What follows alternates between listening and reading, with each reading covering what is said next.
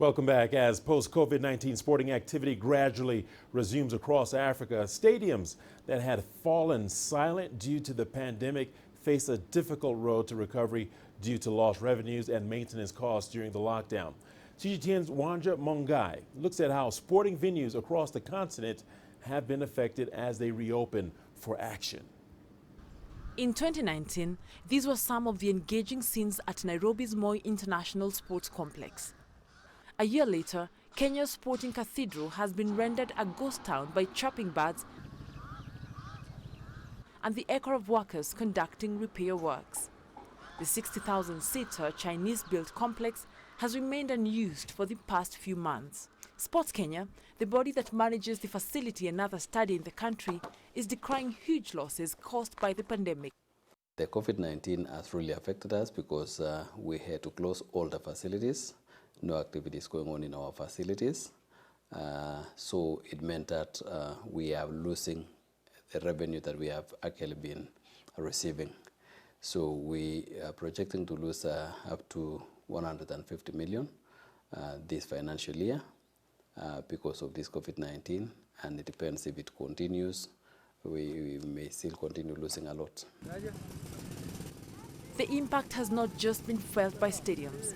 In the outskirts of Nairobi is a whistling Moran racing track. The track where superbike and go-karting races are held is still trying to adjust to the new way of life. Actually, the business is so low at the moment, but we are trying to follow as the ministry, whatever said, social distancing and sanitizing, and we have our sort of rule and regulations before you come in. From the main gate, we start checking you up, social distance and whatever, 1 meter, 1.5 meter distance. And as you can see, it's too slow at the moment, but we hope for the best for everyone. Many who frequent the racing ring are still keeping away.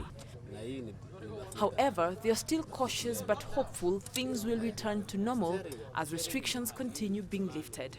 Right now, the place is not that busy, considering of the number of people that are supposed to be here. So they control the number of people who are supposed to be in a certain place at a certain time. Because they take the precautions, we maintain social distance, we sanitize and we wear our masks. So being around here and the environment is big enough to accommodate a large number of people. I feel safe being here because I know the managers and everyone is taking measures. This is the current situation as many Kenyan sporting facilities adjust to the new normal. Bodies like Sports Kenya are now putting plans in place to ensure posterity in future. We have a strategic plan that runs up to 2022, which we have outlined our strategy on what we want to implement within this period, basically to ensure that we develop sports facilities across the country. Currently, we have over 10 facilities that we are developing across the country as part of the implementation of the strategic plan. Stadiums and other facilities in Africa that rely on sports to stay afloat are hoping the progressive return of activity will cushion them for the heavy losses they have incurred. They look forward to a brighter future. Wanja Mungai, CGTN.